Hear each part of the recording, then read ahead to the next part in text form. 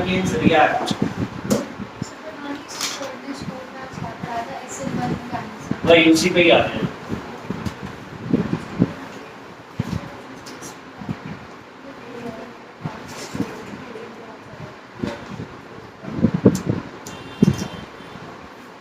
How do haloalkanes react? Okay, fine. इसमें 3 category के reactions पढ़ेंगे. We'll be studying reactions of 3 categories. Number 1, NSR, nucleophilic substitution reactions.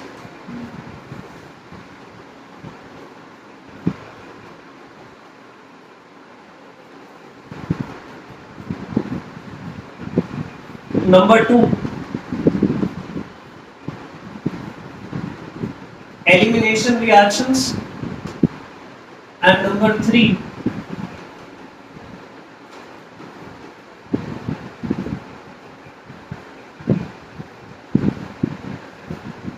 reactions with metals.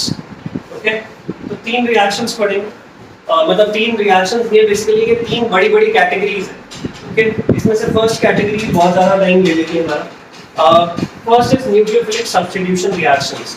Okay, listen, अगर हमें nucleophilic substitution reaction समझना है, okay,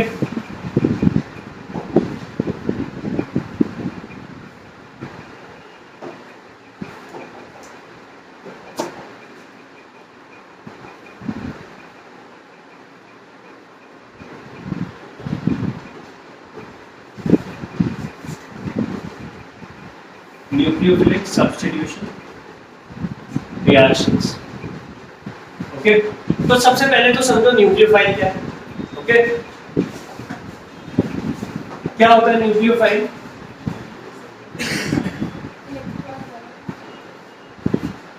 इसका बिल्कुल opposite होता है. न्यूक्लियो कम्स फ्रॉम न्यूक्लियस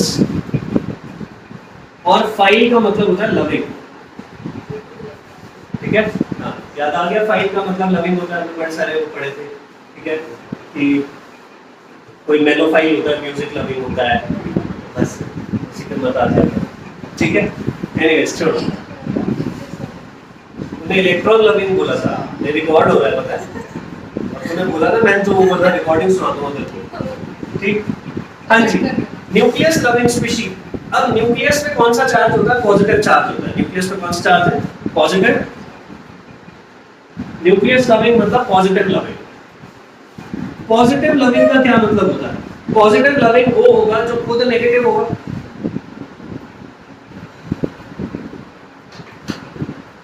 ठीक है, positive loving is something which is itself negative. Okay, itself negative मतलब इटसेल्फ इलेक्ट्रॉन रिच. ठीक है, फाइन. तो न्यूक्लियोफाइल का मतलब होता है nucleus loving species. Nucleus loving मतलब पॉजिटिव लविंग. पॉजिटिव लविंग वो होगा जो खुद नेगेटिव होगा. खुद नेगेटिव होने का मतलब होता है खुद इलेक्ट्रॉन रिच होना. न्यूक्लियोफाइल्स के एग्जांपल्स मैं यहाँ पे कुछ एक लिख देता हूँ. OH negative, Cl negative,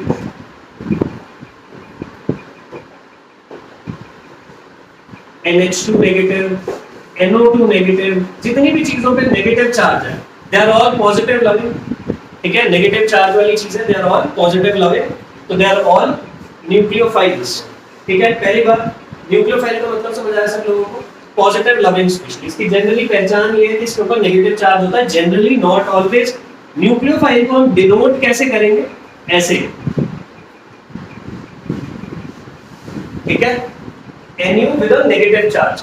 nucleophile को हम ऐसे डिनोट करेंगे, Nu with a negative charge. Okay, fine. Yes, ठीक, यहां तक समझ आता सब लोगों को? ओके, ठीक है. न्यूक्लियोफाइल का मतलब समझ आया. अब इस पे आते हैं. ठीक, सुजाना सब्स्टिट्यूशन क्या होता है? सब्स्टिट्यूशन मतलब रिप्लेसमेंट. मतलब जैसे उसने आपको किया था.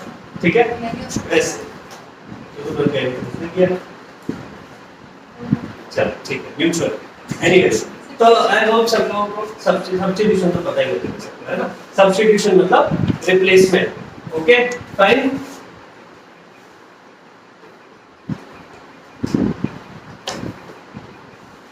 एक न्यूक्लियोफाइल दूसरे न्यूक्लियोफाइल को सब्स्टिट्यूट करता है, ठीक है, एक न्यूक्लियोफाइल दूसरे न्यूक्लियोफाइल की जगह ले लेता है। कैसे?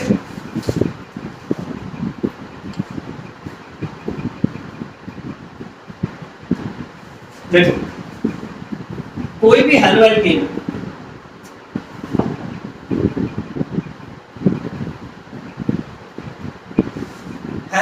में कार्बन के साथ हैलोजन लगा हुआ है, ठीक। अब हैलोजन खुद भी एक तरीके का न्यूक्लियोफाइल ही होता है इन जनरल, ठीक है।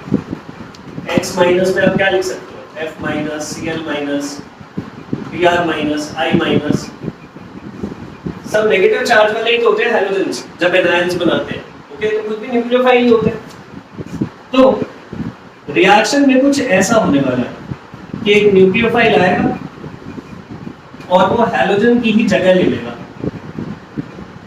न्यूक्लियोफिलिक सब्स्टिट्यूशन का तो यही मतलब है कि एक दूसरे की जगह ले ले, okay. This is what nucleophilic substitution means, yes, ठीक है। ये समझ आता है सब लोगों को? न्यूक्लियोफिलिक सब्स्टिट्यूशन का क्या मतलब है?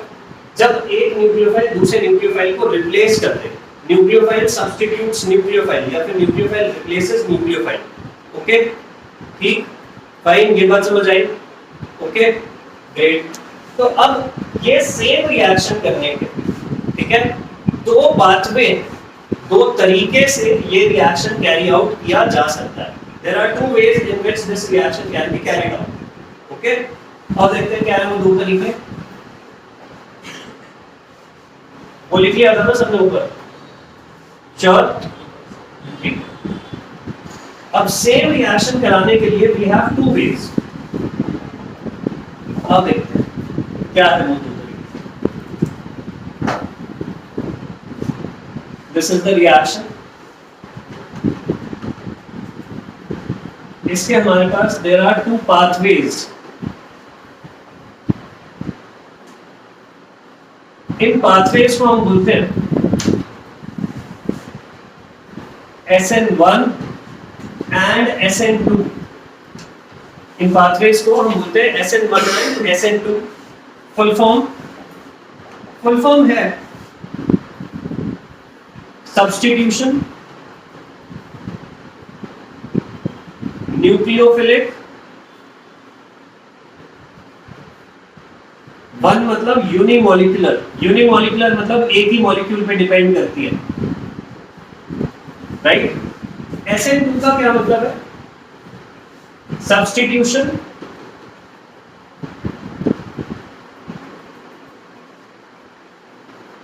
न्यूक्लियोफिलिक,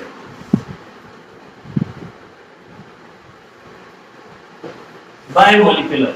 तो ये सेम रिएक्शन दो पाथवेज से हो सकता है, दो रास्ते हो सकता है, इस रास्ते से हो सकता है उस रास्ते से। There are two pathways to carry out the same reaction. होगा दोनों से यही, एंडिंग यही होगी, पर रास्ते डिफरेंट है, ठीक है, ओके। आओ समझते हैं कि ये दो रास्ते क्या है। अगर आप ध्यान से इसको देखें रिएक्शन, तो ये थोड़ा थोड़ा ल्यूकास टेस्ट जैसा नहीं लग रहा तुम्हें? ठीक, मैं सेम एग्जांपल रिपीट कर देता हूँ एक बार, ठीक है। मान लो बच्चों ये आप हो, ठीक है, और ये आपकी क्रश है, बट द प्रॉब्लम इज वो किसी और के साथ बॉन्डेड है, ठीक है ना, याद आया? तो आप क्या चाहते हो? आप चाहते हो ये हटे ना हो, इतना ही तो है। फिर से वही चीज आ गई, इसी को सब्स्टिट्यूशन कहते हैं, राइट। अब इसी को इसी एग्जांपल पे ही रहने देते हैं, ओके, कि आप चाहते हो वो हटे मैं। इसके दो तरीके हैं, ठीक है। पहला है SN1, दूसरा है SN2, ओके। पहला है कि आप भगवान पे छोड़ दो, ठीक है, भगवान अपने आप इनका ब्रेकअप कराएं, ठीक है। पर देखो अब ये है भगवान पे छोड़ने वाले का ना जो प्रोसेस है, भगवान देखो सुन लेते हैं, भगवान ना फल देते हैं, लेकिन इमीडिएट नहीं देते, इसमें टाइम लगता है, ठीक है, फाइन। तो ये जो पहला मेथड है ये स्लो मेथड है, इसमें आपने ज्यादा कुछ नहीं करना, अपने आप इनका कलेश हो, अपने आप हटे। तो ये जो SN1 है, this is actually a 2 step process. इसमें 2 स्टेप्स लगेंगे। पहला step, step 1, formation of carbocation. ये जो हैलोजन है ये और ये, इन दोनों की आपस में खुद से ही नहीं बनी, आपने कुछ नहीं किया, आप इन्वॉल्व ही नहीं हो बीच में, ठीक है, आपने बस प्रे किया, भगवान पे भरोसा रखा, हो गया था। इन दोनों का अपने आप ही बॉन्ड टूट गया। ये ठीक, पर ये स्टेप स्लो स्टेप है, देखो थोड़ी पेशेंस रखनी पड़ती है। ओके, ये step slow step, fine, you have to keep patience. उसके बाद तो बेटा सिचुएशन ही यही है, ठीक, उसके बाद भी अगर आप नहीं आ रहे हो तो फिर तो क्या ही, ठीक है। इसके बाद आता है अटैक ऑफ न्यूक्लियोफाइल। अब तुम्हारी एंट्री, अब तुम्हें पता है सीट खाली, तो फटाफट अटैक कर लो, इससे पहले सीट दोबारा भर जाए, ठीक है, फिर दोबारा पेशेंस रखनी पड़ेगी। ये एक तरीका का ये, फाइन, अटैक ही होता है, एनीवेज समझ आए, ठीक, फाइन, एक तो है ये। अब इसमें जो रेट डिटरमिनिंग स्टेप है वो ये रेट ऑफ रिएक्शन, कि ये रिएक्शन की स्पीड से होगा, ये सेकंड स्टेप पे डिपेंड करता ही नहीं है, ठीक है, ये सिर्फ फर्स्ट स्टेप पे डिपेंड करता है। तुम तो बैठे ही हो ना यार, जिस दिन जगह मिल जाएगी उस दिन अटैक कर दोगे, तुम्हारा क्या, तुम पे डिपेंड नहीं करता यहाँ पे rate of reaction, rate of reaction उन पे डिपेंड करता है कि वो कब अलग हो रहे, समझ आई। अब इस चीज को थोड़ा सा ढंग से समझो, ये चीज ना हमेशा वैलिड है कि रेट ऑफ रिएक्शन हमेशा हमेशा हमेशा सिर्फ स्लोएस्ट स्टेप पे ही डिपेंड करता है, ठीक है।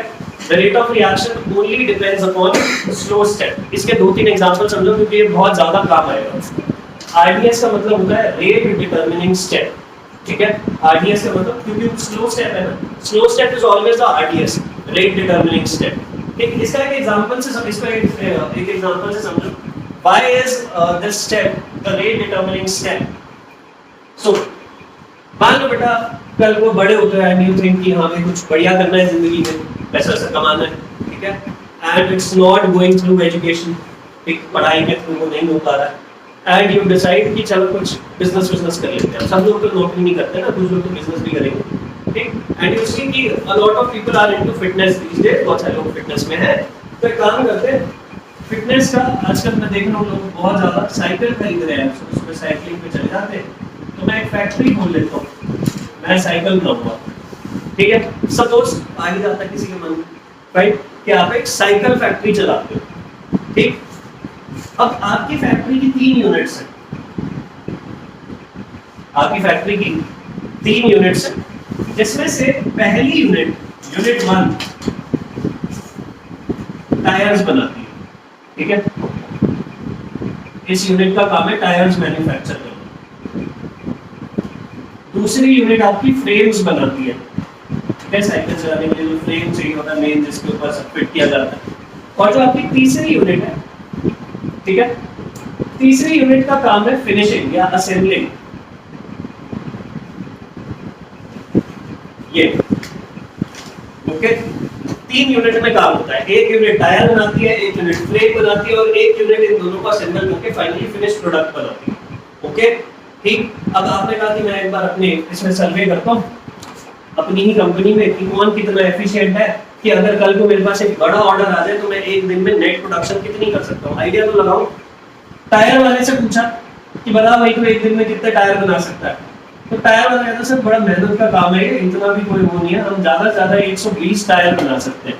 मतलब मान के चलो आप, हम 60 साइकिल्स के लिए आपको मटेरियल प्रोवाइड कर सकते हैं एक दिन में, ठीक है, एक दिन में कितने दे सकते हैं, 60 साइकिल्स के लिए टायर दे सकते हैं, 120 टायर। फ्रेम वाले से पूछा कि भाई तू बता तू दिन में कितनी साइकिल्स के फ्रेम्स बिल्कुल रेडी करके दे सकता है। फ्रेम वाला बंदा आपको कहता है सर हमारी है इतनी एफिशिएंसी, हम दिन में 100 फ्रेम्स बना सकते हैं, नो इश्यूज, फाइन। असेंबलिंग वाले से पूछा तो बता भाई हमारी यूनिट कितनी साइकिल्स फिनिश कर सकती है एक दिन में, अगर फ्रेम और टायर मिल जाते हैं सर 120 साइकिल फाइनलाइज की जा सकती है, ठीक है, तो अब जिससे क्वेश्चन पूछूंगा वही आंसर करेगा। बानी से पूछ लेते हैं। बानी, बीइंग दी ओनर, क्या लगता है तुम एक दिन में कितनी साइकिल्स बना पाओगे? आपकी मैक्सिमम प्रोडक्शन कितनी है? 60। ठीक है, किसी का कुछ और आंसर है? किसी को लगता है कि कुछ और हम 120 साइकिल बना सकते हैं? नहीं। ठीक, तो बड़ी ऑब्वियस सी बात है 60, क्योंकि उतने ही टायर है आपके पास। अब बिना टायर के तो साइकिल बेचोगे नहीं, समझ आई? ठीक, तो आप 60 ही साइकिल बना सकते हो ना एक दिन में। तो आपकी नेट प्रोडक्शन किस यूनिट पे डिपेंड कर रही है? जो सबसे स्लोएस्ट यूनिट है। फाइन, जब तक टायर नहीं मिलेंगे, इन तीनों में से कोई एक भी स्लो होगा तो सारा प्रोसेस स्लो डाउन हो जाएगा। तो आपकी नेट प्रोडक्शन ना स्लोएस्ट स्टेप पे डिपेंड करती है, समझ आई? ठीक, तो रेट डिटरमिनिंग स्टेप, ये जो मैंने लिखा RDS, is always the slow step। ये बहुत काम की चीज है, बहुत क्वेश्चंस बेस होते हैं इस पे, तो ये आपके दिमाग में रहना चाहिए। रेट डिटरमिनिंग स्टेप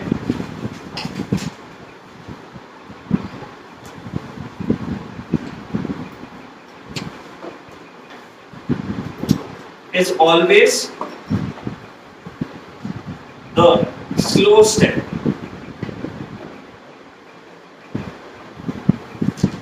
ठीक है, जब स्कूल में कोई रेस भी होती है भाई, तो हम क्या बोलते हैं कि रेस कब खत्म हुई? जब पहला बंदा आ गया, जब लास्ट वाला बंदा आ गया, है ना? कहते हैं ना अब रेस खत्म हो गई। ऐसे तो नहीं करते कि फर्स्ट सेकंड थर्ड आ गई और बाद में हम पूछ जाएंगे जाओ जाओ, ठीक है तुम आगे लास्ट, ऐसे बदतमीजी तो नहीं करते ना। ठीक, समझ आए? तुम वहीं से भाग जाओ, अब क्या फायदा, पहले आप, ठीक, ऐसा कुछ नहीं है। तो rate determining step is always the slow step, ये हम याद रखेंगे। ओके, यस, ठीक। अब स्लो स्टेप में रिएक्टेंट कौन है? बस ये हेलो एल्केन, राइट? मैंने तो कहा ही है, इस स्टेप में रेट ऑफ रिएक्शन सिर्फ इन्हीं पे डिपेंड करता है, तुम पे डिपेंड नहीं करता। तुम तो रेडी बैठे हो, जब मौका मिलेगा तब चल जाओ। ओके, समझ आई? तो यहाँ पे रेट ऑफ रिएक्शन सिर्फ और सिर्फ हेलो एल्केन पे डिपेंड करता है, उसकी कॉन्सेंट्रेशन पे डिपेंड करता है कि हेलो एल्केन कितना है हमारे पास। ठीक है, यहां पे जो हमारा रेट ऑफ रिएक्शन है, it is proportional only to the concentration of halo alkane. बस सिर्फ एक मॉलिक्यूल पे डिपेंड करता है, दैट्स इट। दूसरे पे डिपेंड नहीं करता, न्यूक्लियोफाइल पे, वो तो फास्ट स्टेप में आता है, फास्ट स्टेप पे डिपेंड नहीं करता। ओके, अब क्योंकि ये एक ही मॉलिक्यूल पे डिपेंड करता है, इसलिए लिखा हुआ है यहाँ पे सब्स्टिट्यूशन न्यूक्लियोफिलिक यूनिमॉलिक्यूलर, एक ही मॉलिक्यूल पे डिपेंड करता है। ओके, ठीक, समझ आया? अब दूसरी तरफ आते हैं, साइकिल फैक्ट्री को बता देते हैं। दूसरी तरफ आते हैं कि नहीं है तुम्हें ऐसे भगवान पे इतना भरोसा, तुम्हें लगता है भगवान मुझे क्यों ही फल देंगे। ठीक है, रेट ऑफ रिएक्शन, देख रिएक्शन कितना होगा ये इस बात पे डिपेंड करता है कितनी जल्दी होगा कि आपके पास रिएक्टेंट कितना है। राइट, अब इस स्टेप पे तो डिपेंड करता नहीं, सिर्फ इस स्टेप पे डिपेंड करता है, और इस स्टेप पे रिएक्टेंट कौन है? Halo alkane. ठीक है, हाँ जी,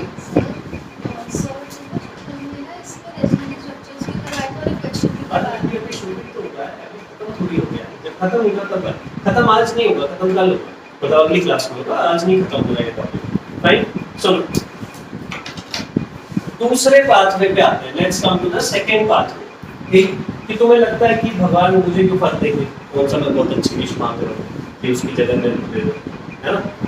और आपको लगता है कि मेरे में इतना पेशेंस भी नहीं, सब कुछ खुद ही करना पड़ता है, ये भी खुद ही करना पड़ेगा। ओके, नाउ यू वांट कि मेरे में इतना पेशेंस नहीं है, इतना स्लो नहीं चल सकता, I will go in a faster method, मेरे पास एक बेटर मेथड है। आओ देखते हैं आपका बेटर मेथड क्या है। यहाँ पे एक स्टेप में काम हो जाएगा, वन स्टेप प्रोसेस। ठीक, किसी को गैस करना, किसी को बताना क्या होता है? दोस्तों को, अपने दोस्त हर जगह यही थोड़ा करते रहेंगे, दोस्तों को बुला लेते हैं, दोस्तों से लड़का पिटो, ऐसे थोड़ी होगा। नहीं, आपने ऐसी क्लास एक्सप्लेन किया, एक से पिछली क्लास अलग थी। ठीक है, सुनो एक चीज जो आप मिस कर दो, ये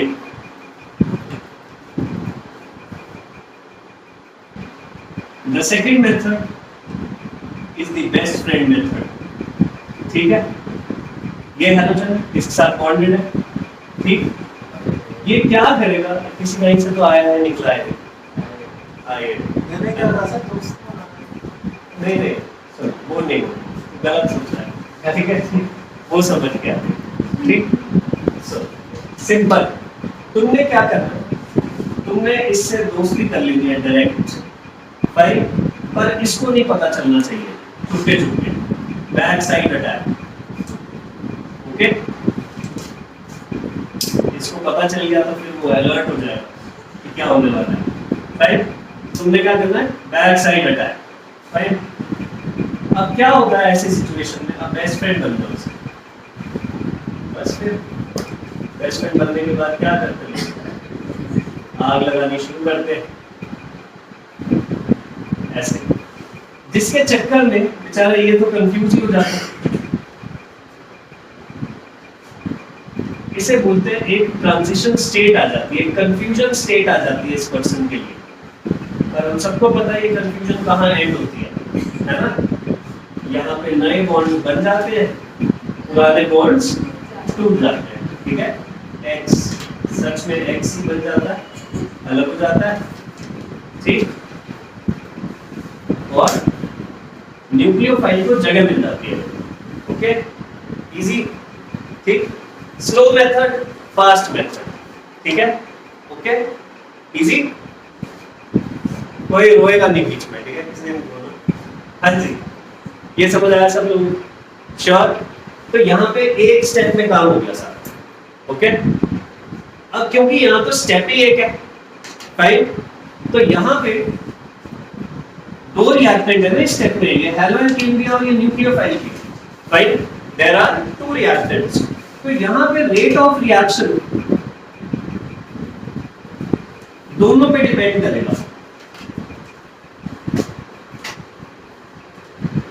हैलोएल्केन पे भी डिपेंड करेगा और न्यूक्लियोफाइल पे भी डिपेंड करेगा, okay. The rate of reaction depends on haloalkane also and nucleophile also, दोनों पे डिपेंड करेगा। ये बात समझ आती है सब लोगों को?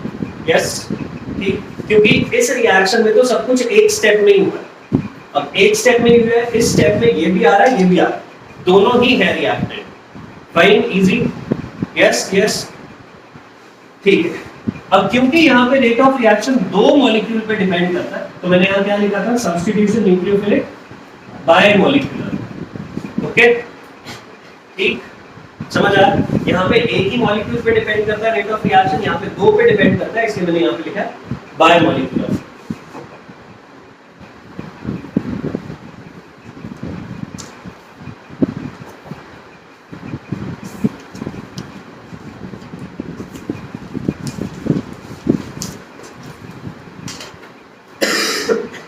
ये यहां तक सबको समझ आया, किसको कुछ पूछना है? क्योंकि अभी इसके आगे मेरे को ये तो दो ही पॉइंट्स हो रहा है, एक और एक दो, मेरे को इसके आगे अभी दो पॉइंट्स और ऐड करने हैं, फाइन, दोनों के, यस। नहीं आएगा एक पेज में, मुझे पता है, बिल्कुल आदमी क्या कर सकते। हाँ जी, किसी को पूछना है कुछ अभी तक? नहीं, ठीक है।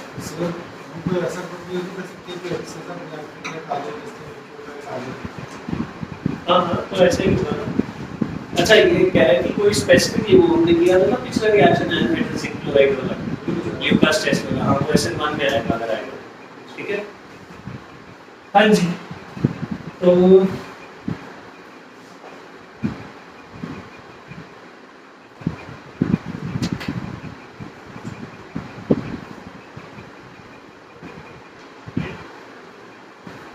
अब दोनों तरफ SN1 रिएक्शन, हमें कैसे पता चलेगा कि एक रिएक्शन यहाँ से यहाँ जा रहा है, ठीक है, एक रिएक्शन में न्यूक्लियोफाइल की जगह ले रहा है, वो इस रास्ते हुआ था रिएक्शन या इस रास्ते हुआ था, ये हम कैसे डिसाइड करेंगे? क्योंकि इसी तरीके के क्वेश्चन आएंगे, एक रिएक्शन लिखा होगा और आपसे पूछेंगे this reaction has proceeded by which mechanism, SN1 और SN2।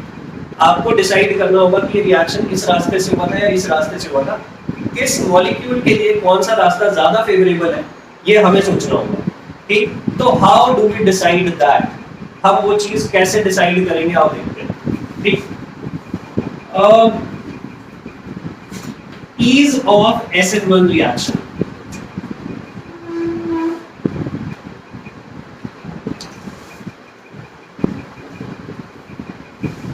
SN1 रिएक्शन कितना इजीली हो जाएगा, ठीक, ये इस बात पे डिपेंड करता है। देख रहे हो, ड्यूरिंग SN1 रिएक्शन एक कार्बोकेटायन बना था, बीच में बना था, राइट, इन दोनों का बॉन्ड टूटा था और कार्बोकेटायन बना था, हुआ था ना SN1 रिएक्शन के बीच में, ये इसकी बात कर रहा हूं, ठीक, कार्बोकेटायन। ईज ऑफ रिएक्शन बेटा इस बात पे डिपेंड करता है कि कार्बोकेटायन कितना स्टेबल है, स्टेबिलिटी ऑफ कार्बोकेटायन। यस, देखो अगर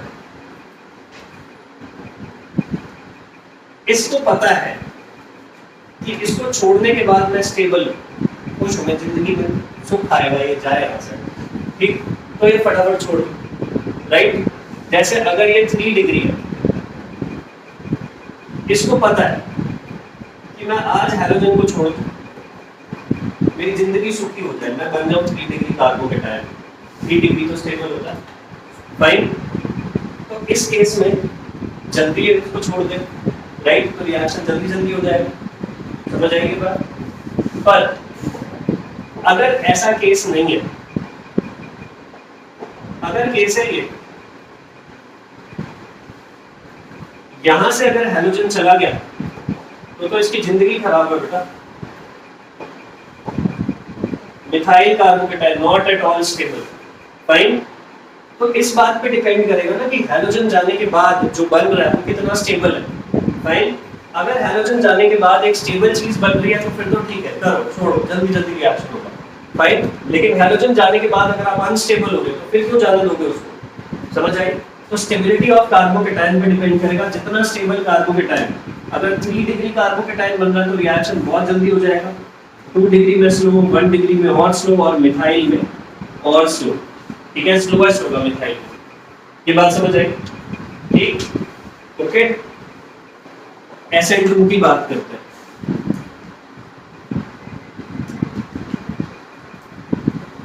ease of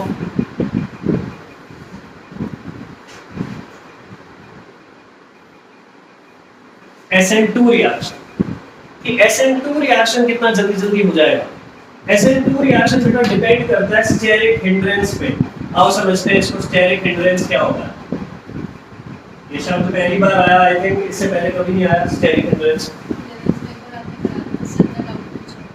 हाँ ठीक है, बट उसका डाउन अभी तक वैसे सिलेबस में तो नहीं आया स्टेरिक हिंड्रेंस, ठीक है। आप समझते हैं स्टेरिक हिंड्रेंस का क्या मतलब होता है, ठीक। बेटा स्टेरिक का मतलब होता है इन स्पेस, और हिंड्रेंस का मतलब होता है हिंडर्ड, मतलब छुपा हुआ, हिडन। अगर मैं कहूं कि ये चीज हिंडर्ड है तो हिंडर्ड है मतलब छुपी हुई, राइट। हिंडर्ड मतलब हिडन, ओके, समझ आई। सुनो, तुम लोग बहुत इजीली डिसाइड कर लोगे इसको। मेरे पास 2 हेलो एल्केन मॉलिक्यूल है, ठीक है, एक ये और एक ये। इसमें तीनों तरफ बस हाइड्रोजन लगा है और उसमें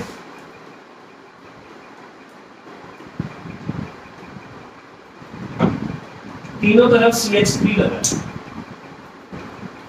ठीक। इसमें तीनों तरफ हाइड्रोजन लगा है, उसमें तीनों तरफ CH3 लगा है। ये 3 डिग्री है, ये बस मिथाइल है 0 डिग्री, फाइन। यहां पे न्यूक्लियोफिलिक अटैक हो जाता है, क्या दिक्कत है? तो मुझे नहीं लगता यहाँ पे न्यूक्लियोफिलिक अटैक थोड़ा मुश्किल होगा, यहाँ से ऐसे मुश्किल होगा यहाँ से जाना ना, राइट, क्योंकि ये कार्बन छुपा हुआ है, हिंडर्ड है, इसके चारों तरफ तो ग्रुप्स हैं, ये कैसे जाएगा, समझ आई, ठीक। हिंडर्ड का मतलब समझ आया, हिंडर्ड का मतलब होता है छुपा हुआ होना, और क्योंकि SN2 रिएक्शन की बात हो रही है तो अटैक बैक साइड ही होना, लिखा था ना यहाँ पे, देखो मैंने स्पेसिफिकली लिखा था यहाँ पे बैक साइड अटैक ही होता है, ओके ठीक। तो यहाँ पे अटैक करना मुश्किल नहीं होगा, होगा ना। तो अगर मिथाइल तो इजीली होगा रिएक्शन, ठीक। लेकिन अगर 3 डिग्री पे आ जाऊं तो रिएक्शन बड़ा मुश्किल हो जाता है। फाइन, मिथाइल की जगह अगर 1 डिग्री होता तो थोड़ी सी हिंड्रेंस बढ़ जाती है ना, रेट ऑफ रिएक्शन थोड़ा स्लो हो जाता। 1 डिग्री ना होता, 2 डिग्री होता, हिंड्रेंस बढ़ी, 1 डिग्री से ज्यादा हिंडर्ड है, ओके गेटिंग माय पॉइंट। तो यहां पे उल्टा है, यहां पे मिथाइल वाला इजीली रिएक्ट करेगा और 3 डिग्री वाला मुश्किल से, तो पिछले से ऑपोजिट है। यहां पे मिथाइल वाला सबसे आगे, फिर 1 डिग्री, फिर 2 डिग्री, फिर 3 डिग्री। इसमें 3 डिग्री सबसे पीछे आता है क्योंकि ease of acid reaction depend करता है स्टेरिक हिंड्रेंस पे, ठीक है। ईज ऑफ एसिड किस पे डिपेंड करता है, स्टेरिक हिंड्रेंस पे, ओके फाइन। ये बात समझ आई।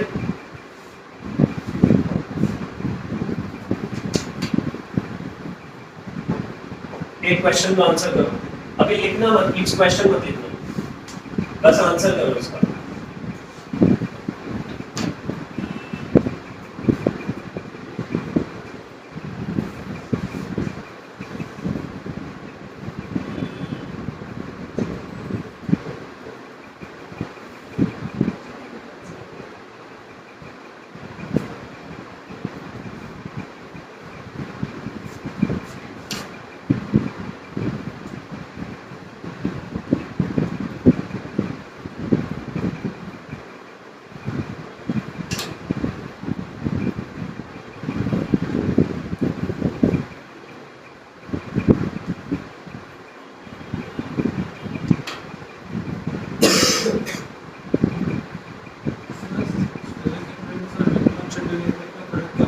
एक सेकंड,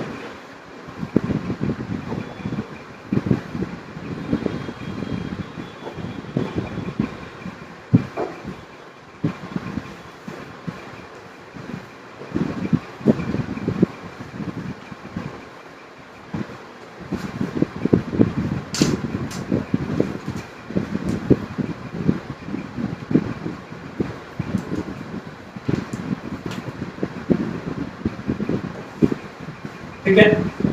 एक रिएक्शन लिखा हुआ है, एक हेलो एल्केन में एक्वस KOH डाला, as you can see Br minus की जगह OH माइनस आ गया, so nucleophile has substituted nucleophile, ठीक है। न्यूक्लियोफाइल की जगह ले ली, ओके। एजर्शन में लिखा है कि ये जो रिएक्शन होगा, the rate of reaction depends on halo alkane and KOH both.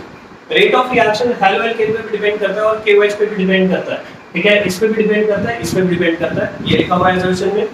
And reason में लिखा हुआ है कि ये रिएक्शन SN1 मैकेनिज्म से हो, फाइन। तो अब जिससे पूछूंगा वही आंसर करेगा, ठीक है। Let's go with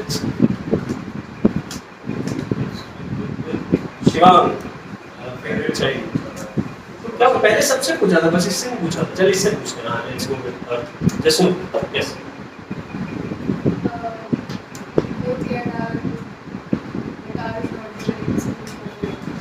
Both are true, but R is not the correct explanation to the assertion. ठीक है? How many of you think that this rule is right? एक ही हो सकता है। देख एक बार देख, सबको देख, ठीक है? एक भी नहीं है। एक ही हो सकता है सर, करेंगे।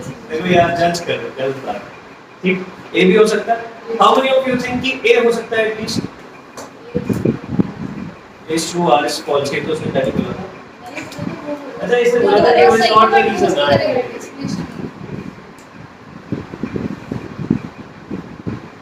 ओके, तो समझदार से देखते हैं, ठीक है। हर जब से हाँ,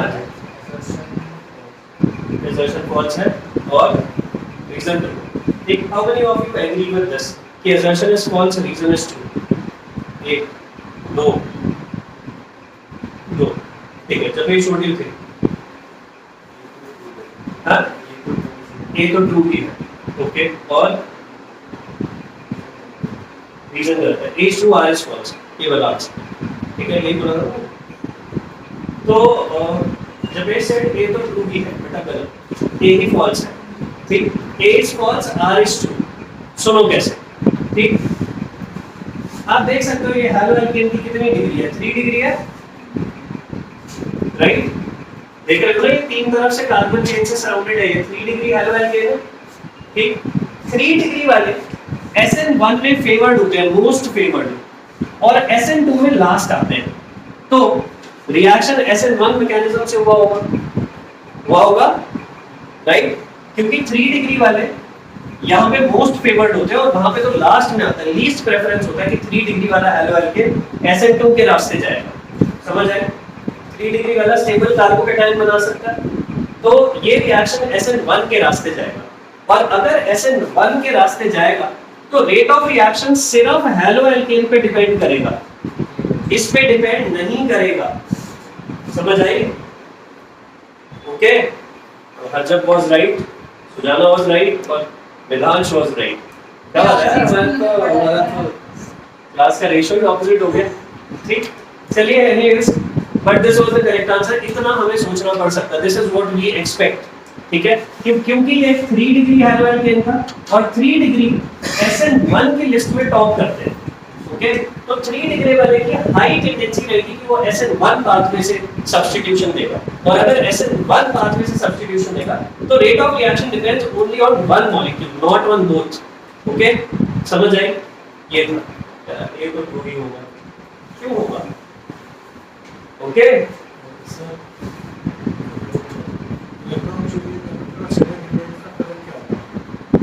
स्टेरिक हिंड्रेंस मॉलिक्यूल्स में देखा जाता है और इलेक्ट्रॉन शील्डिंग एक एटम के अंदर देखी जाती है, इलेक्ट्रॉन शील्डिंग बहुत छोटी चीज है इससे, फाइन, हाँ जी, थर्ड पॉइंट समझ आया सब लोगों को, थर्ड पॉइंट मेन पॉइंट है, इसके क्वेश्चन सबसे ज्यादा आते हैं कि ऐसे मॉलिक्यूल लिख के दे देंगे और पूछेंगे बताओ SN1 होगा या SN2 होगा, third point is the main point, okay, ठीक, मार्क चला थोड़ा सा, ठीक है, हाँ जी, ये हुआ ही हुआ,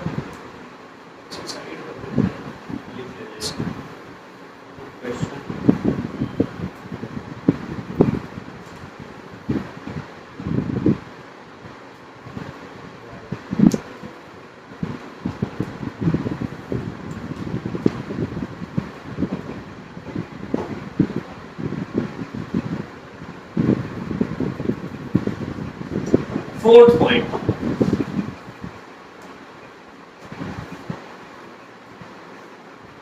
polar protic solvent, polar protic solvent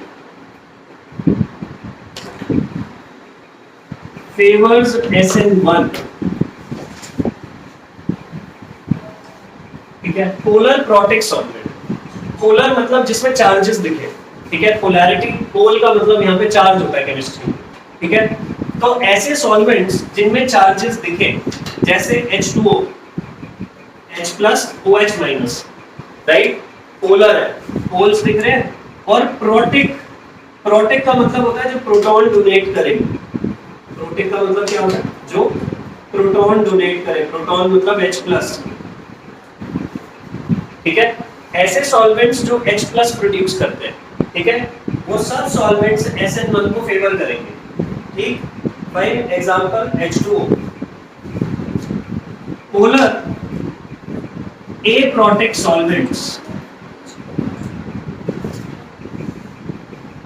या फिर नॉन पोलर सॉल्वेंट्स, ऐसे सॉल्वेंट्स जिनमें पोलैरिटी ना दिखे, फेवर SN2, ठीक है, polar protic solvent SN1 favour करते हैं, polar A protic SN2 favour करते हैं, A प्रोटिक मतलब जो प्रोटॉन ना बनाए, जो H+ ना बनाए, CCl4 एग्जांपल में लिख सकते हो, उसके एग्जांपल में H2 लिख सकते हो, राइट, एक डिफरेंस तो ऐसे गिव है कि this is a two step process, this is a one step process. Okay,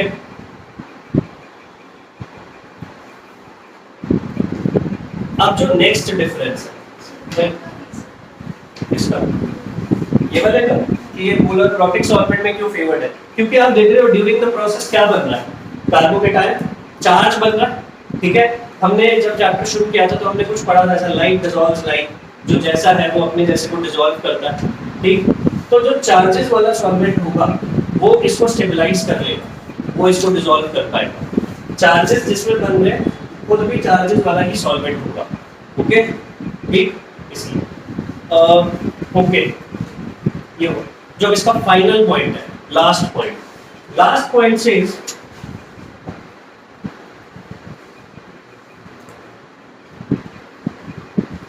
last point क्या कहता है कि प्रोडक्ट कैसा बने. ठीक, आप समझो.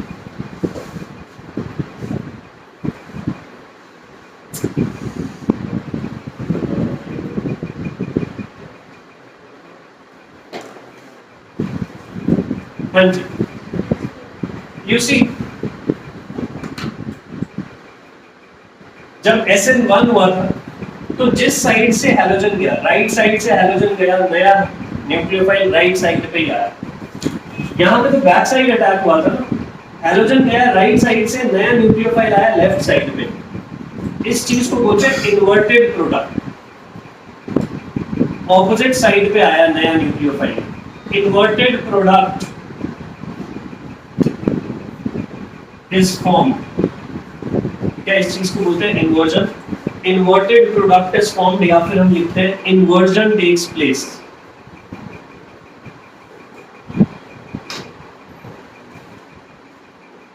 ठीक है, जहां से हैलोजन गया उसके ऑपोजिट साइड आया न्यूक्लियोफाइल. ठीक, यहाँ पे हैलोजन गया राइट साइड से, नया न्यूक्लियोफाइल कहाँ है, राइट साइड पे. जहां से वो गया वहीं पे नया न्यूक्लियोफाइल आया, तो उसने अपनी पोजीशन को रिटेन किया. ठीक है, रिटेन किया है तो हम इसको बोलते हैं retention product is formed.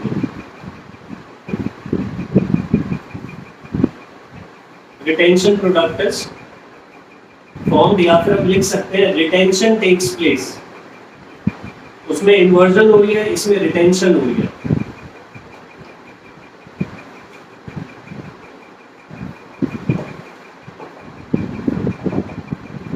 Okay, ठीक, ये बात समझ आई कि यहाँ पे जहां से हैलोजन गया उसके ऑपोजिट साइड में न्यूक्लियोफाइल आया, और यहाँ पे जहां से हैलोजन गया वहीं न्यूक्लियोफाइल आया. Okay, great, but this is not true. ठीक है, this is not fine. Majority जगह पे ऐसा लिख लेते हैं, ठीक है, कि इसमें रिटेंशन प्रोडक्ट बनता है, इसमें इन्वर्जन बनता है, बट अगर हम डीपली पढ़ें तो ये सही नहीं है. ओके, इसमें क्या सही है ये हम आज तो नहीं पढ़ पाएंगे, it takes one more hour. ठीक है, यस.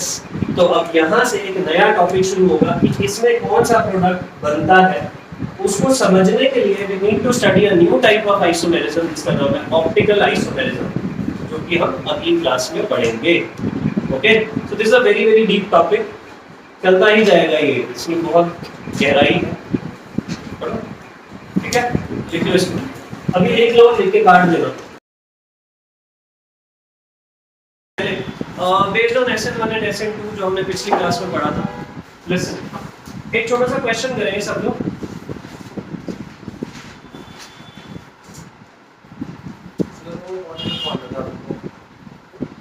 हाँ, आई नो, उसके लिए पूरा एक टॉपिक पढ़ाना है, optical isomerism. I know, tension नहीं. ठीक है, arrange the following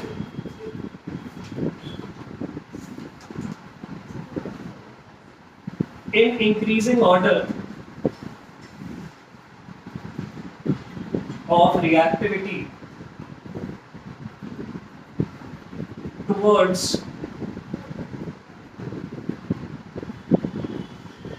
nucleophilic substitution reactions.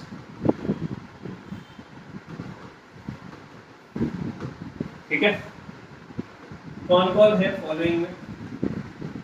CH3F, CH3Cl, CH3Br, CH3I, ठीक है। इनमें से कौन सबसे इजीली न्यूक्लियोफिलिक सब्स्टिट्यूशन दे देगा, कौन सबसे लेट, ये हमें सोचना, ठीक है। We have to arrange them in increasing order. तो इतने समझदार तो तुम हो ही, इतना तुम्हें भी समझ आता होगा कि या तो आंसर ये होगा या इसका रिवर्स होगा। इतना तो मुझे लगता है तुम गैस कर ही लेते होगे।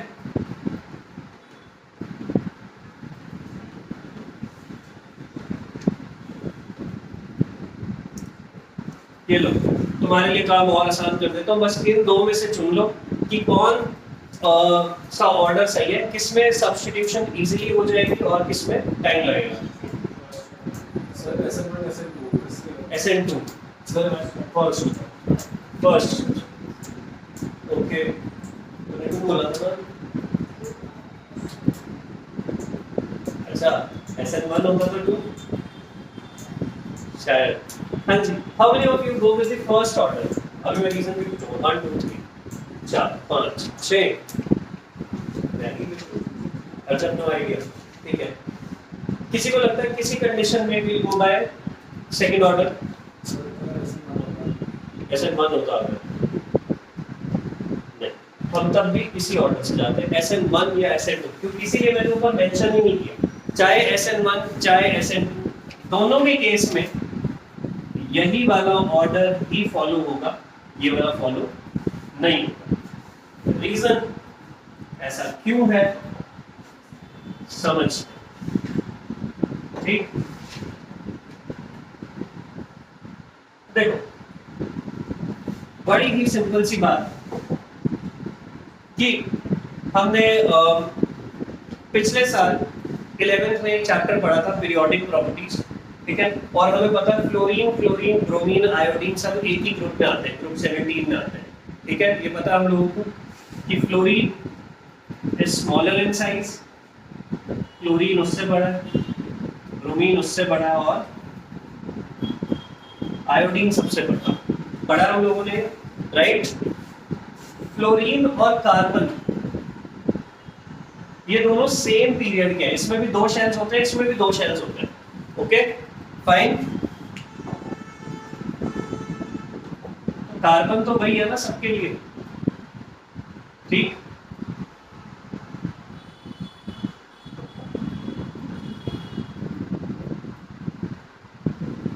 ओके, सिंपल, यहां तक समझ आता है कि जब कार्बन के साथ फ्लोरीन अटैच होगा तो ये सिचुएशन है, कार्बन के साथ फ्लोरीन अटैच होगा तो ये सिचुएशन है, ब्रोमीन के लिए ये, आयोडीन के लिए, ठीक। यहाँ तक बात समझ आती है सब लोगों को? Down the root size increase होता है क्योंकि नंबर ऑफ शेल्स इंक्रीज होते हैं, ओके फाइन। अब बेटा पुराने जमाने के लोग जो है वो अरेंज मैरिज को इतना स्ट्रांगली क्यों प्रमोट करते थे, क्यों थे वो ऐसे प्यार के खिलाफ क्यों थे? बताओ, ऐसे लव मैरिज या इंटरकास्ट मैरिज, इंटर रिलीजन के तो आज भी खिलाफ है, ठीक है। तो क्यों है बताओ, सोचो, कभी तो सोचते होंगे, नहीं सोचते? सैड फॉर यू, ठीक है। विशाल, एनी आइडिया? क्या करने के लिए? कंट्रोल करने के लिए। क्यों चाहिए उनको कंट्रोल है?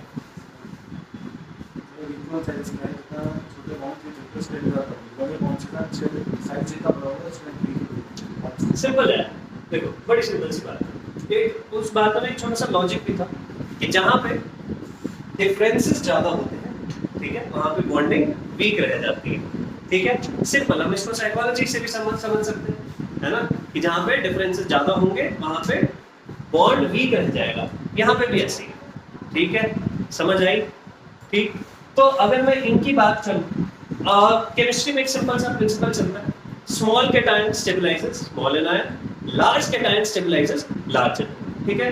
बिगर साइज एटम के साथ स्ट्रॉन्ग बॉन्ड बनाता है, स्मॉल साइज एटम के साथ स्ट्रॉन्ग बॉन्ड बनाता है, ठीक है, फाइन, ओके। एक तो करते हैं रेट मैरिज में, छोटी हाइट का लड़का है छोटी हाइट की लड़की ढूंढ देते हैं, बड़े हाइट का लड़का है बड़ी हाइट की लड़की ढूंढ देते हैं, क्योंकि कल को ऐसे छोटे बड़े हुए और लड़ाई हो गई, है ना, तो कोई किसी को बोली देगा, चले बोली भाग जाती, ठीक है। ऐसे ये चीजें ना हो कभी, फाइन।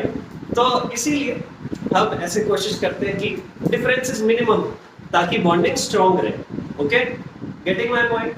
तो यहाँ पे भी ऐसे ही है, जहाँ पे डिफरेंसेस कम है यहाँ पे है स्ट्रॉन्ग बॉन्ड। ठीक है, अब जहां पे बेटा स्ट्रॉन्ग बॉन्ड रहेगा वो क्या इजीली रिप्लेस होगा क्या? नहीं, जहां बॉन्डिंग स्ट्रॉन्ग होगी वहां पे रिप्लेसमेंट डिफिकल्ट होगी, और जहां पे वीक बॉन्ड होगा वो तो इजीली टूट जाएगा। ठीक है, okay, and we are only talking about chemistry. Okay fine, ये बात समझ आई? तो दिस इज द आंसर कि यहाँ पे बॉन्डिंग स्ट्रॉन्ग है क्योंकि सिमिलर एटॉमिक साइजेस, यहाँ पे बॉन्डिंग वीक है क्योंकि dissimilar atomic sizes. Okay, yes, good with this, लिख लो इसको।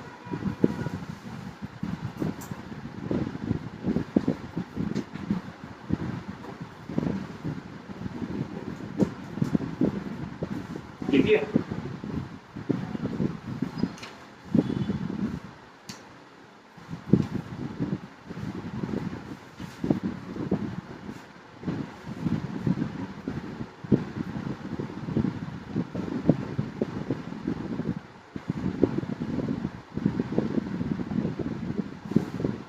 रख दे फोन, रख दे, तेरा भी फोन चलता ही रहता है। हाँ जी, ठीक, एक और क्वेश्चन करते हैं।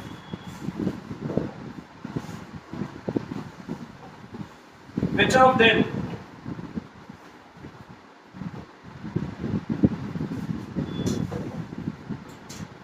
would give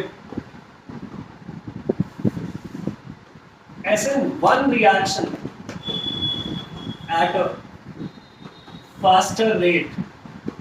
ठीक है, चार ऑप्शंस दे रहा हूं, इसमें से हम सेलेक्ट करेंगे कि इनमें से कौन सा हैलोएल्केन है जो SN1 रिएक्शन दे देगा बहुत जल्दी। ठीक है,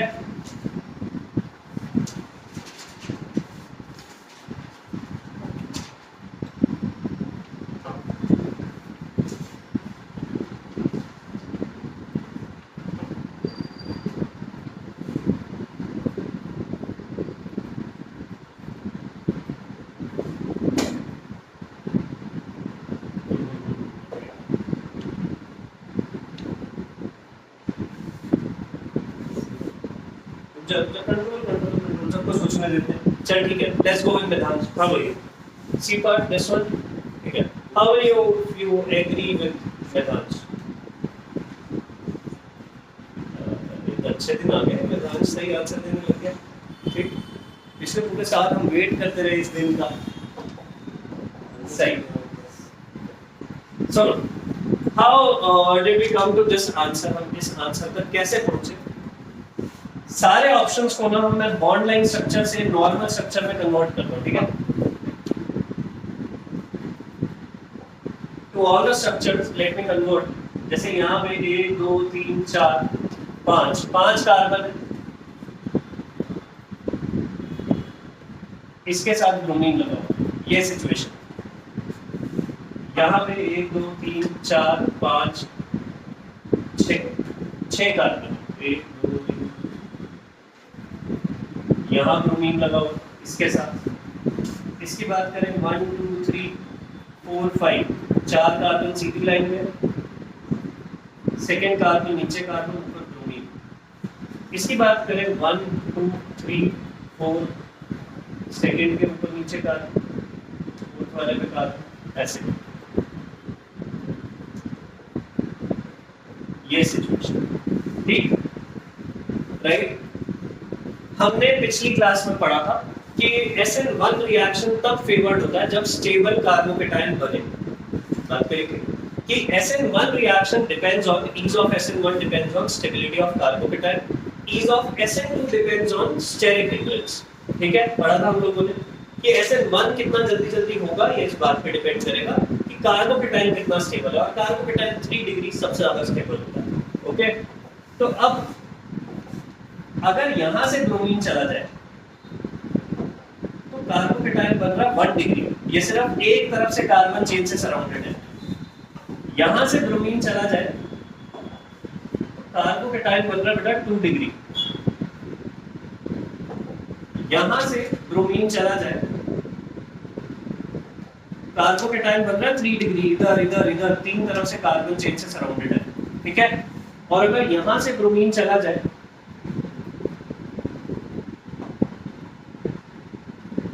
the carbocation is again 2 degree, इधर और इधर दो तरफ से कार्बन चेन से सराउंडेड है, ठीक है। अब हमने पढ़ा था SN1 में 3 डिग्री वाला होगा तो वो सबसे इजीली रिएक्ट करेगा, इनमें से C वाला 3 डिग्री बनाता है कार्बोकेटायन, तो जो सबसे इजीली स्टेबल कार्बोकेटायन बना देगा that will be our answer, ठीक है, फाइन। पर हमारी क्लास कहाँ पे आके अटक गई थी? हमारी क्लास यहाँ पे आके अटकी थी, मैंने लिखा था SN1 रिएक्शन में रिटेंशन होती है, और फिर मैंने उस पॉइंट को कट कराया था, रिटेंशन नहीं होती है, राइट, ऐसा ही था। तो अब समझते हैं कि अगर रिटेंशन नहीं होता तो क्या होता है। इसके लिए हमें एक टॉपिक पढ़ना पड़ेगा जिसका नाम है ऑप्टिकल आइसोमेरिज्म, फाइन, ठीक, ये लिख लिया सबने, गुड विद दिस, ठीक है। हेडिंग डालेंगे सब लोग,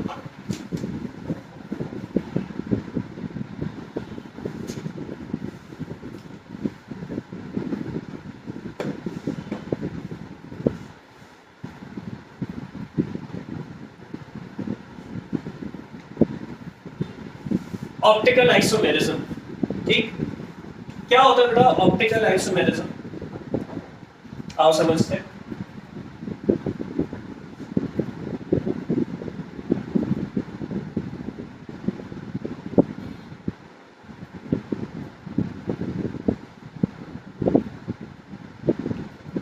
ये बेटा कोई भी सोर्स ऑफ लाइट है, जैसे ये लाइट चल, ठीक, अगर हम इस रूम में सारी लाइट्स ऑफ कर देते हैं और सिर्फ एक को ही चलाते हैं, ओके, तो क्या सिर्फ इसी के नीचे रोशनी होगी? या इस पूरे रूम में रोशनी तो होगी पर कम होगी, पूरे रूम में रोशनी होगी पर कम होगी। इसका मतलब इससे जो लाइट प्रोड्यूस हो रही है उसके हर डायरेक्शन में जा रही है, उसके वेक्टर्स हर डायरेक्शन में जा रहे हैं। ऐसी लाइट जो फोकस्ड नहीं है एक जगह पे, हर तरफ जा रहे हैं उसके वेक्टर्स, ऐसी लाइट को हम क्या बोलते हैं? तो this light we call UPL, unpolarised light. ऐसी लाइट को हम बोलते हैं अनपोलराइज्ड लाइट, ओके, फाइन, ये जिसके वेक्टर्स सारी डायरेक्शन में जा रहे हैं, ओके। देन नेक्स्ट, अगर हम इस अनपोलराइज्ड लाइट को एक पोलराइजर से पास करें, ठीक है, अनपोलराइज्ड लाइट को हमने पोलराइजर से पास किया, फाइन। पोलराइजर क्या होता है? जैसे आपने लेजर लाइट देखी, ठीक, लेजर लाइट ऐसी नहीं होती ना कि मैं एक जगह से जलाऊंगा तो पूरी रोशनी रोशनी कर देगी, नहीं, वो एक स्पॉट पे लाइट डालता है, ठीक है। या फिर आपने स्पॉटलाइट्स देखी होंगी, राइट, देखिए स्पॉटलाइट्स कि अगर चलिए तो एक ही स्पॉट पे लाइट आएगी, उससे उसकी लाइट फैलेगी नहीं। तो पोलराइजर क्या करता है? लाइट के सारे वेक्टर्स को एक ही डायरेक्शन में अलाइन कर देता है, लाइट फैलेगी नहीं, इधर उधर नहीं जाएगी, सारी की सारी लाइट एक ही जगह पे जाएगी, ओके। तो सारे लाइट के वेक्टर्स एक ही डायरेक्शन में अलाइन हो जाते हैं। अब इस लाइट को हम अनपोलराइज्ड लाइट नहीं बोलेंगे, अब इसको हम बोलेंगे PPL,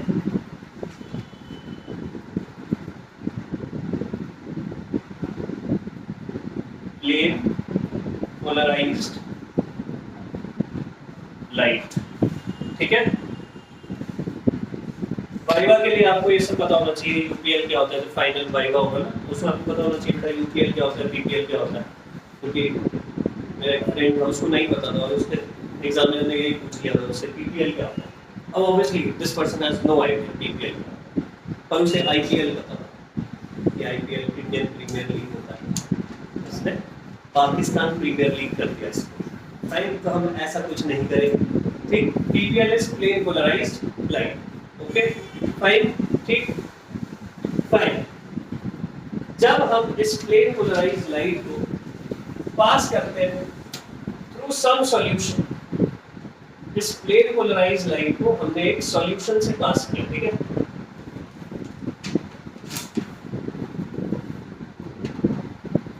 तो बेटा दो पॉसिबिलिटीज होती है, there are two possibilities if we pass this plane polarized light through a solution, there are two possibilities. एक, PPL goes undeflected, कुछ कुछ फर्क नहीं पड़ा, ऐसी की ऐसी सीधी आर पार हो गई ये लाइट, कुछ भी फर्क नहीं पड़ा, सीधे निकल गई. And the second thing is that plane polarised light gets deflected. ठीक है, एक ये है कि प्लेन पोलराइज्ड लाइट को कोई फर्क ही ना पड़े, सीधे निकल जाए, और एक ये कि पीपीएल अपना रास्ता भटक गई, या तो ऐसे इधर मुड़ गई या उधर मुड़ गई. फाइन, ठीक.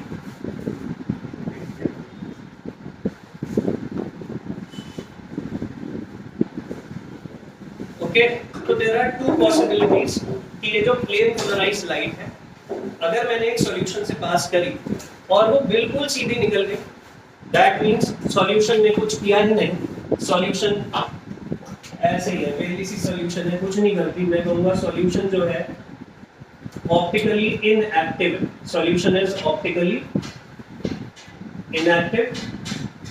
लेकिन अगर सॉल्यूशन ने प्लेन पोलराइज्ड लाइट को डिफ्लेक्ट कर दिया, तो इसका मतलब सॉल्यूशन कुछ हरकत करती है. ठीक है, ऐसे सब कुछ सेम तो नहीं रहने दे रही, कुछ तो हरकत कर रही है. अगर हरकत कर रही है तो मैं कहूंगा कि सॉल्यूशन इज ऑप्टिकली एक्टिव.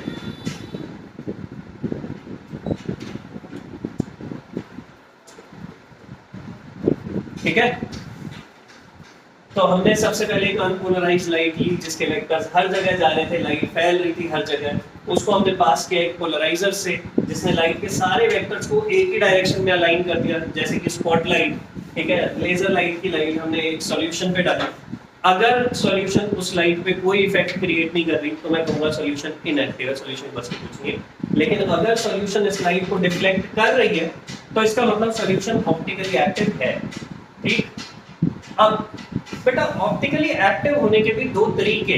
ठीक है, there are two ways in which a solution can be optically active. What are these two ways? Light आई, लाइट को इसने डिफ्लेक्ट कर दिया. डिफ्लेक्शन बेटा क्लॉकवाइज वे में भी हो सकता था और एंटी क्लॉकवाइज वे में भी हो सकता था. डिफ्लेक्शन तो कैसे भी हो सकता है ना, it might deflect the light clockwise, it might deflect the light anti-clockwise. Okay, fine, getting my point. तो अगर ये लाइट को क्लॉकवाइज डिफ्लेक्ट करे, ठीक है, अगर क्लॉकवाइज डिफ्लेक्शन होगा तो हम कहेंगे जो हमारी सॉल्यूशन है इट इज डेक्स्ट्रो रोटेटरी. अगर हमारी सॉल्यूशन लाइट को क्लॉकवाइज रोटेट करती है तो हम क्या कहते हैं? हम कहते हैं हमारी जो सॉल्यूशन है it is dextro rotatory. Fine, clockwise के लिए नाम रखा होगा डेक्स्ट्रो, बस. ठीक, यही अगर हमारी सॉल्यूशन लाइट को एंटी क्लॉकवाइज रोटेट करती है, एंटी क्लॉकवाइज डिफ्लेक्शन. ठीक है, तो हम इस सॉल्यूशन को बोलेंगे लेवो रोटेटरी. ये बस हमने नाम रखे हुए. ठीक है, अगर लाइट क्लॉकवाइज डिफ्लेक्ट होती है तो मैं कहूंगा डेक्स्ट्रो, और अगर एंटी क्लॉकवाइज डिफ्लेक्ट होती है तो मैं कहूंगा लेवो. ओके, डेक्स्ट्रो, लेवो. फाइन, लाइट क्लॉकवाइज भी घूम सकती है, एंटी क्लॉकवाइज भी डिफ्लेक्ट हो सकती है, दोनों हो सकती है. बट डेक्स्ट्रो लेवो की बात हम क्लास में थियोरेटिकली ज्यादा नहीं करेंगे, क्योंकि हम थियोरेटिकली स्ट्रक्चर देख के सिर्फ इतना ही बता सकते हैं कि सॉल्यूशन ऑप्टिकली एक्टिव होगी या इनएक्टिव होगी. ये चीज हम थियोरेटिकली बता सकते हैं, मॉलिक्यूल का स्ट्रक्चर देख के बता देंगे कि हाँ ये लाइट को डिफ्लेक्ट करता होगा या नहीं करता होगा. पर कैसे करता होगा, क्लॉकवाइज डिफ्लेक्ट करता होगा या एंटी क्लॉकवाइज डिफ्लेक्ट करता होगा, ये हम नहीं बता सकते. इसके लिए हमें एक्सपेरिमेंट ही करना पड़ता है. ठीक है, तो हमारे पेपर में ऐसा क्वेश्चन नहीं आने वाला कि गिवन कंपाउंड डेक्स्ट्रो है या लेवो है, पर यस हमारे पेपर में ऐसा क्वेश्चन आ सकता है कि गिवन कंपाउंड एक्टिव है या इनएक्टिव, ये आ सकता है. ओके, तो इसमें से जो ये वाली बात है, ये वाली बात, ये तो है एक्सपेरिमेंटल, कि अगर आपको पता लगाना है कि लाइट क्लॉकवाइज डिफ्लेक्ट होती है या एंटी क्लॉकवाइज, फिर तो आपको एक्सपेरिमेंट ही करके देखना पड़ेगा. लेकिन अगर हमें सिर्फ एक्टिव इनएक्टिव में खेलना है तो ये तो मैं आपको अभी सिखा दूंगा। ये हम थियोरेटिकली भी फाइंड आउट कर सकते हैं, okay, this can be found out theoretically, okay. C लिखो इसको, जपेश ये ले, अगली क्लास तक ये करके आना, ठीक है। कभी कभी पढ़ना भी चाहिए।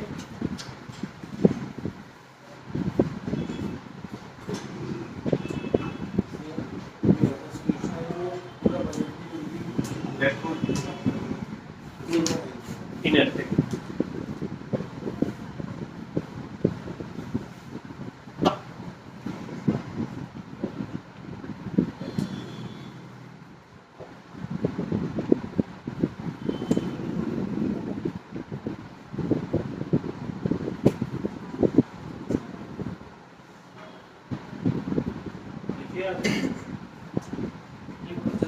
थोड़ा सा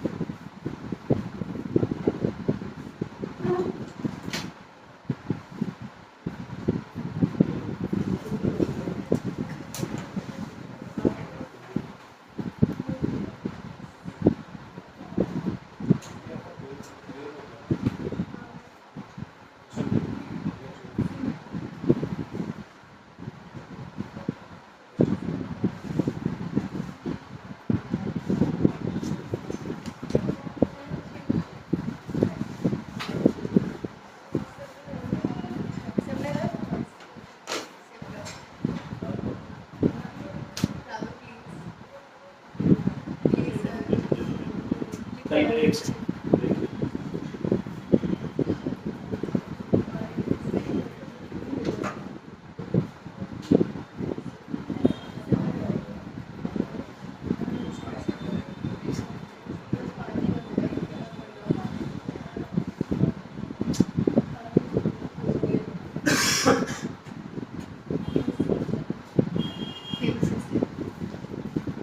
बोलो तो तुम्हारी आवाज आएगी इसमें। हाँ जी, बना देना प्लीज। ओके, तो यहाँ तक आई थिंक इट्स गुड। अब समझते हैं कि थ्योरेटिकली कैसे फाइंड आउट करते हैं कि हमें कंपाउंड ऑप्टिकली एक्टिव होगा या इनएक्टिव होगा। How do we find out that the compound would be optically active और इनएक्टिव, ठीक है। आइडेंटिफाइंग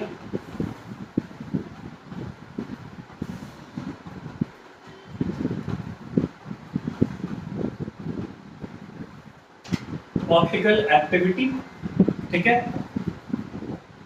टू जज optical activity we look for a chiral carbon. बेटा ऑप्टिकल एक्टिविटी जज करने के लिए हम क्या ढूंढते हैं? हम ढूंढते हैं chiral carbon, okay fine. What is this chiral carbon? Chiral carbon is a carbon attached to 4 different groups। Chiral carbon को बेटा हम एसिमेट्रिक कार्बन भी बोलते हैं, क्योंकि इसमें किसी तरीके की कोई सिमेट्री नहीं होती, ओके। मॉलिक्यूल में सिमेट्री नहीं होनी चाहिए, सॉरी इस कार्बन में किसी तरीके की सिमेट्री नहीं होनी चाहिए। कैसे? कि इसके 4 बॉन्ड है ना, चारों अलग अलग चीजों के साथ होने चाहिए। एक हाइड्रोजन, एक ब्रोमीन, एक मिथाइल, एक इथाइल, 4 ग्रुप लगे हुए, चारों अलग अलग, समझे? ऐसे कार्बन को कायरल कार्बन बोला जाता है। जिस कंपाउंड में कायरल कार्बन आएगा वो ऑप्टिकली एक्टिव होगा, फाइन। ये बात समझ आई? In any compound if a chiral carbon is present the compound would be optically active.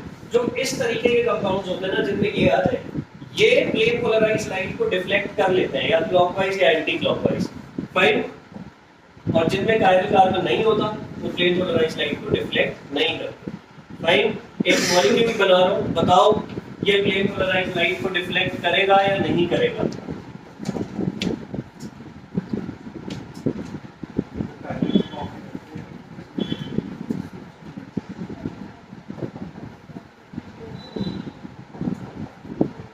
बताओ क्या लगता है, ये ऑप्टिकली एक्टिव है या इनएक्टिव है?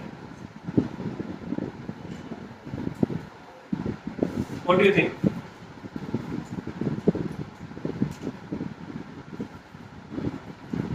इनएक्टिव? हाँ, एक्टिव? सोचो सोचो, देखो कहीं कोई पैरेलल कार्बन क्रिएट हो रहा है क्या?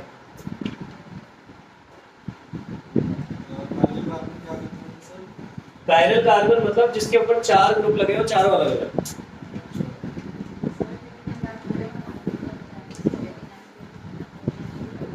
कायरल जिसमें है वो एक्टिव है, ठीक है। अगर ऑप्टिकल एक्टिविटी आप सोच रहे हो तो जिसमें कायरल कार्बन आ जाएगा वो एक्टिव है, ये वाला इनएक्टिव है। इसमें कोई कायरल कार्बन नहीं है यार, हर एक इसके ऊपर 3 हाइड्रोजन लगे हुए हैं, इस पे 2, इस पे 2, इस पे भी 2, तो दो हाइड्रोजन लगे ही हुए हैं सब पे, कहां से कोई ऑप्टिकली एक्टिव हो जाए, राइट?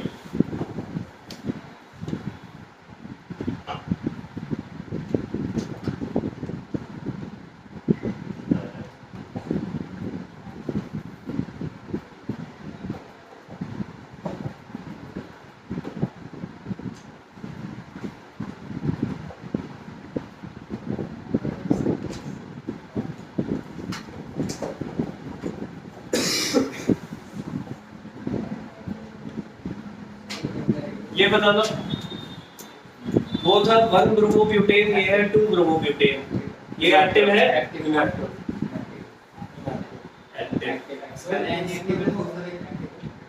CH3 और इथेन बनाया और ऊपर वो लगा 4 कार्बन।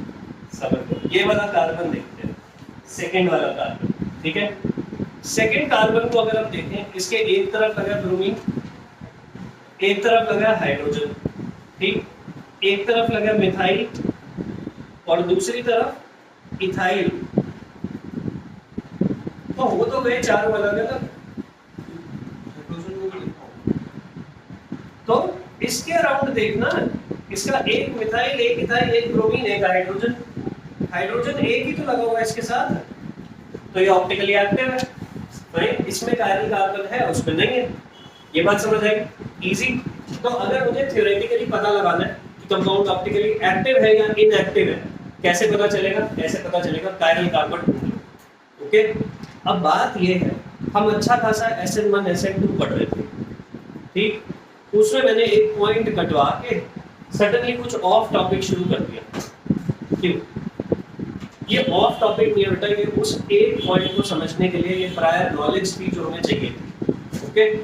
अब समझते हैं कि how is this related to SN1 और SN2, ये वाली सेम चीज सारी की सारी SN1 SN2 के साथ कैसे रिलेटेड है वो समझते हैं, ठीक है। चलो, in SN2 reactions of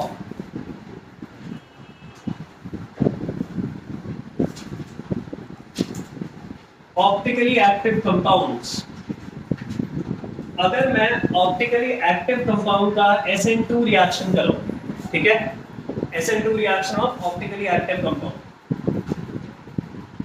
जैसे कि ये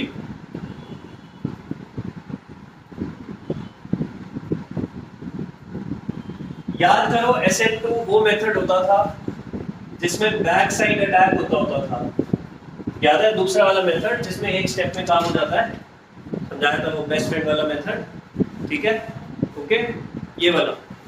तो इसमें क्या होता है बेटा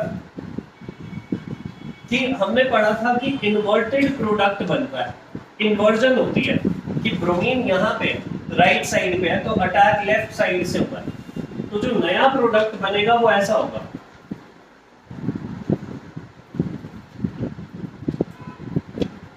ये कि ब्रोमीन गया राइट साइड से है और नया न्यूक्लियोफाइल लेफ्ट साइड पे आया, इन्वर्जन हुई है।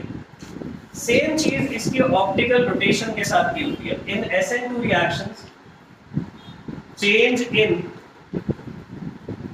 Optical rotation takes place. क्या मतलब? मतलब ये कि अगर कंपाउंड पहले लाइट को क्लॉकवाइज घुमाता था, पहले डेक्स्ट्रो था, तो आफ्टर द रिएक्शन लेवो हो जाएगा, और अगर पहले लेवो रोटेटरी कंपाउंड था तो after the reaction dextro rotatory हो जाएगा, क्योंकि इसमें इन्वर्टेड प्रोडक्ट बन रहा है, तो ऑप्टिकल रोटेशन भी इन्वर्ट हो जाएगी।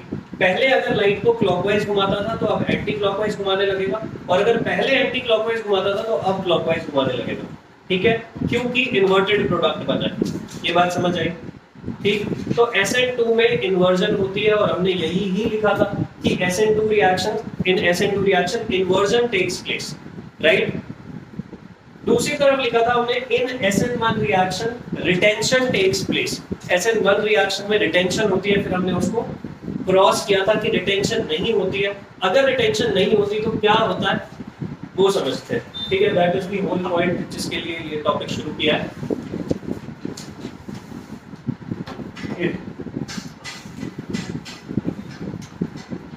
इन SN1 रिएक्शंस, अब SN1 रिएक्शन होते थे बेटा 2 स्टेप प्रोसेस। ये 2 स्टेप में होता था। देखते हैं कौन से 2 स्टेप्स हैं। सबसे पहले तो ये कार्बन हाइड्रोजन बॉन्ड टूट जाएगा ना, सबसे पहले तो ये बॉन्ड टूट जाएगा।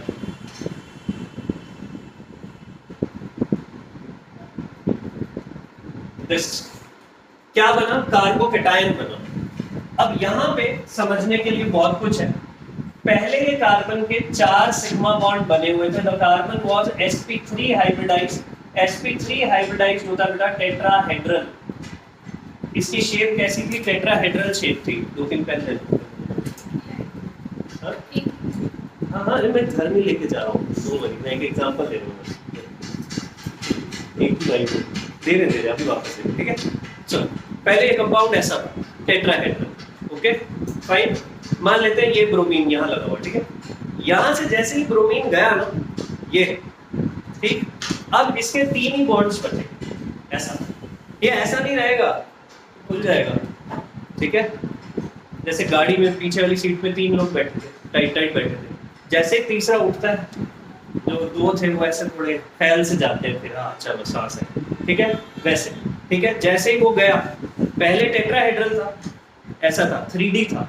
ठीक है, ये एक प्लेन में नहीं आएगा, राइट। पर इसके जाते ही, ब्रोमीन के जाते ही ये क्या हो गया? ये ऐसा प्लेनर हो गया, एक प्लेन में आ गया। ठीक है, राइट, एक प्लेन में आ गया, जिसके बीच में पॉजिटिव चार्ज है, राइट। अब बेटा पॉजिटिव चार्ज इस तरफ से भी नेगेटिव खींच रहा होगा, इस तरफ से भी नेगेटिव खींच रहा होगा। पॉजिटिव तो चारों तरफ से नेगेटिव को अट्रैक्ट करता है। अब जो नया न्यूक्लियोफाइल आएगा, जरूरी थोड़ी है कि ब्रोमीन यहां से गया था तो इसी साइड से नया न्यूक्लियोफाइल आएगा। ऐसा थोड़ी है कि पॉजिटिव इधर वाले नेगेटिव को एक्सेप्ट ही नहीं करेगा, इधर भी करेगा। ये प्लेनर मॉलिक्यूल है, ये इधर से भी अटैक हो सकता है इस पे और इधर से भी हो सकता है, दोनों तरफ से अटैक हो सकता है। ठीक है, एक पॉजिटिव चार्ज है जो कि एक प्लेन में आ रहा है, ट्रायंगल प्लेनर हो गया अब ये। फाइन, अब जो नया न्यूक्लियोफाइल है वो इस तरफ से भी आ सकता है और इस तरफ से भी आ सकता है, दोनों तरफ से आ सकता है। ठीक है, ये तो प्लेनर है, इधर से कहीं से भी अटैक हो सकता है। तो हो सकता है रिटेंशन प्रोडक्ट बने, हो सकता है इन्वर्टेड प्रोडक्ट बने। ठीक है, फाइन। अब जब इस पे न्यूक्लियोफाइल अटैक करेगा ना, ये वाला कार्बन जो है sp2 हाइब्रिडाइज्ड है, ये ट्रायंगल प्लेनर है, इसके 3 ही सिग्मा बॉन्ड्स हैं, ये एक प्लेन में आ जाता है। Nucleophile can attack from both sides. अगर ये दोनों तरफ से अटैक कर सकता है और इक्वल चांसेस है, ठीक है, दोनों तरफ से अटैक हो सकता है, इक्वल चांसेस है, तो हो सकता है रिटेंशन प्रोडक्ट बने, नया न्यूक्लियोफाइल इसी साइड आ जाए। ये भी हो सकता है कि इन्वर्टेड प्रोडक्ट बने। दोनों पॉसिबिलिटीज है, 50-50%। 50% चांस है सेम साइड से अटैक होगा, 50% चांस है ऑपोजिट साइड से अटैक होगा। ठीक है, राइट। अब अगर आप ध्यान से देखें तो ऑप्टिकली एक्टिव तो अभी भी है, पर आप खुद सोचो 50% रिटेंशन प्रोडक्ट बना, 50% इन्वर्टेड प्रोडक्ट बना। 50% सॉल्यूशन लाइट को क्लॉकवाइज घुमाना चाहती है, 50% सॉल्यूशन लाइट को एंटी क्लॉकवाइज घुमाना चाहती है। ओके, जैसे कोई ऑब्जेक्ट है, ये एक ऑब्जेक्ट है, ठीक है, इसको हम यहां से भी फोर्स लगा रहे हैं, यहां से भी फोर्स लगा रहे हैं, ठीक है, राइट, गिर गया तो कोई बात नहीं है, ठीक, हाँ जी, इसको हम यहां से भी फोर्स लगा रहे हैं, यहां से भी फोर्स लगा रहे हैं, दोनों तरफ से फोर्स लगा रहे हैं इसको, ठीक। तो क्या इसके ऊपर फोर्स नहीं लग रही? फोर्स तो लग रही है, ओके, पर नेट फोर्स कितनी लग रही है? 0। फाइन, तो उसका इफेक्ट क्या क्रिएट हो रहा है? 0। ठीक है, फोन ना इधर जा रहा है ना इधर जा रहा है, क्योंकि नेट फोर्स तो 0 है ना। अब ऐसे ही एक सॉल्यूशन है जिसमें आधी सॉल्यूशन लाइट को क्लॉकवाइज घुमाना चाहती है, आधी सॉल्यूशन लाइट को एंटी क्लॉकवाइज घुमाना चाहती है, ठीक है, तो नेट रोटेशन क्या होगी? 0। ठीक है, 50% solution wants to rotate it clockwise, 50% solution wants to rotate it anti-clockwise, so the net rotation is going to be 0। ये बात समझ आती है सब लोगों को? ठीक बेटा, ऐसे मिक्सचर को, और अगर हम ध्यान से देखें तो ये आपको देखने में एक दूसरे की मिरर इमेजेस लग रही होगी, लग रही है मिरर इमेजेस, ठीक है, लग रही है ना मिरर इमेजेस, राइट। जैसे ये मेरा हाथ है ऐसे, ठीक, और ये मिरर इमेजेस कैसी है? Non super imposable. इसको उठा के इसके ऊपर रख दूंगा तो ये पूरा कवर नहीं कर रहे हैं, आपको पीछे वाले हाथ का अंगूठा तो दिख ही रहा है, पूरा कवर तो नहीं हुआ ना।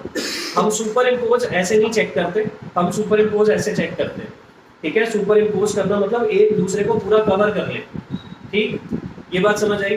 ओके, तो ये मिरर इमेजेस भी ऐसे, मैं इसको उठा के इसके ऊपर रखूंगा, पूरा कवर नहीं होगा, तो इन मिरर इमेजेस को क्या बोलते हैं हम?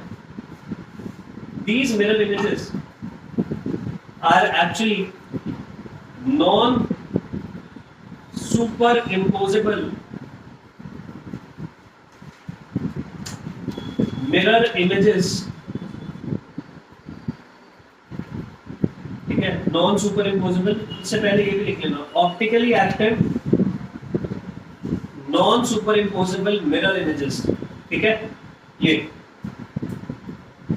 इन्हीं को हम बोलते हैं इनैंशियोमर्स, ठीक है, इन्हीं को आप क्या बोलते हैं? We call them enantiomers, right. तो in SN1 reactions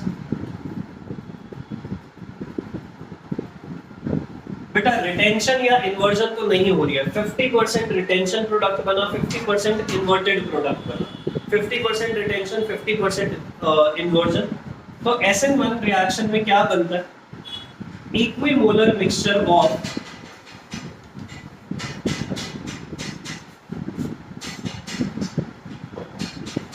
enantiomers is formed which cancel out optical rotation of each other,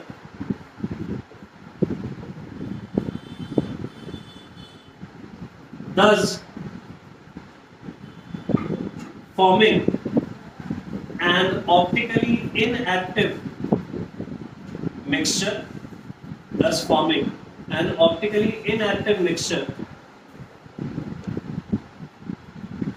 known as, ऐसे मिक्सचर को हम बोलते हैं रेसिमिक मिक्सचर।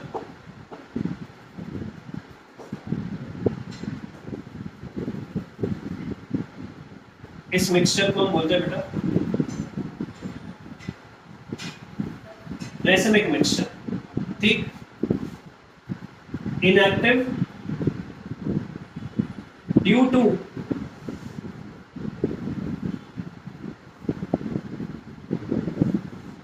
external compensation, क्यों इनएक्टिव है? एक्सटर्नल कॉम्पेंसेशन की वजह से इनएक्टिव है। ठीक है, इन दोनों ने एक दूसरे की ऑप्टिकल रोटेशन को कॉम्पेंसेट ही कर दिया। ये जितना क्लॉकवाइज घुमाना चाहता है, ये उतना एंटी क्लॉकवाइज घुमाना चाहता है। ओके, ठीक। तो SN1 में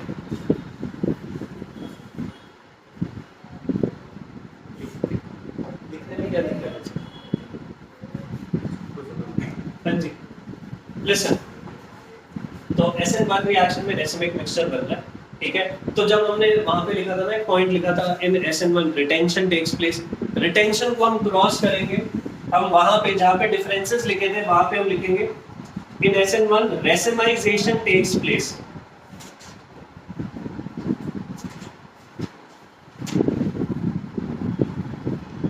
ठीक है, इसे हम रेसिमाइजेशन बोलते हैं, जिसमें रेसिमिक मिक्सचर बन जाए उसे हम, इस प्रोसेस को क्या बोलते हैं? रेसिमाइजेशन। फाइन, ठीक। तो बहुत फर्क है SN1 SN2 में अगर मैं ऑप्टिकल रोटेशन के कॉन्टेक्स्ट में बात करूं। Okay, there is a lot of difference if we talk in the context of optical rotation. ठीक, समझ आया सब लोगों को? Yes yes yes. कोई ऐसा जिसको कोई क्वेश्चन हो, कुछ ऐसा लग रहा हो कि हाँ ये पहले नहीं पढ़ा है, ये नहीं समझ आया है, ठीक है, any kind of question?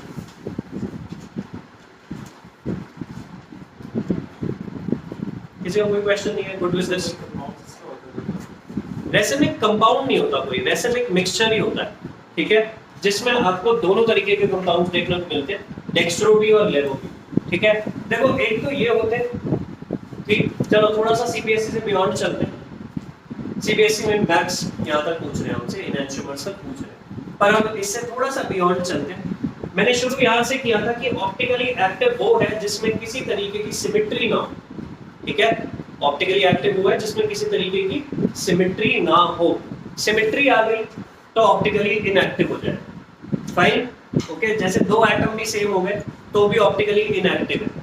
Okay, अब जैसे एक कैटेगरी ऑफ कंपाउंड्स है, ये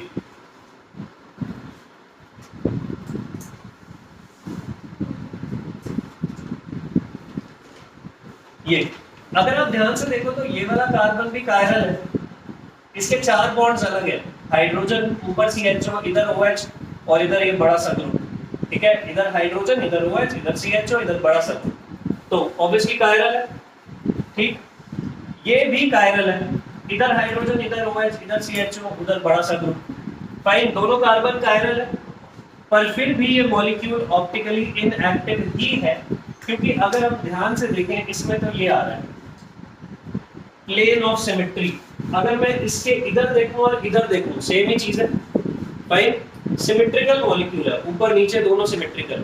फाइन, तो इसमें क्या आ रहा है? इसमें आ रहा है बेटा plane of symmetry. This is coming, this is also optically inactive. ये भी ऑप्टिकली इनएक्टिव ही है क्योंकि इसमें सिमेट्री आ गई। ऐसे कंपाउंड्स को हम बोलते हैं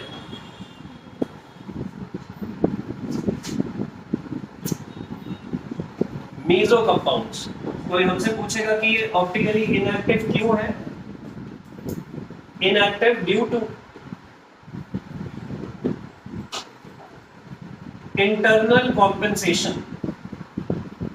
रेसिमिक मिक्सचर में हमने लिखा था inactive due to external compensation. ठीक है, कि इंडिविजुअल कंपाउंड एक्टिव है, एक्सटर्नली दोनों एक दूसरे को कॉम्पेंसेट करते हैं। यहाँ तो इंटरनली ही कॉम्पेंसेट हो जाता है। The molecule on the whole is optically inactive. ठीक है, फाइन, ये मेसो कंपाउंड्स हैं, ये इसलिए इनएक्टिव है। कायरल, ये दो ही केसेस हैं। कायरल कार्बन होते हुए भी, यहाँ पे भी कायरल कार्बन था, फिर भी सॉल्यूशन ऑप्टिकली इनएक्टिव है।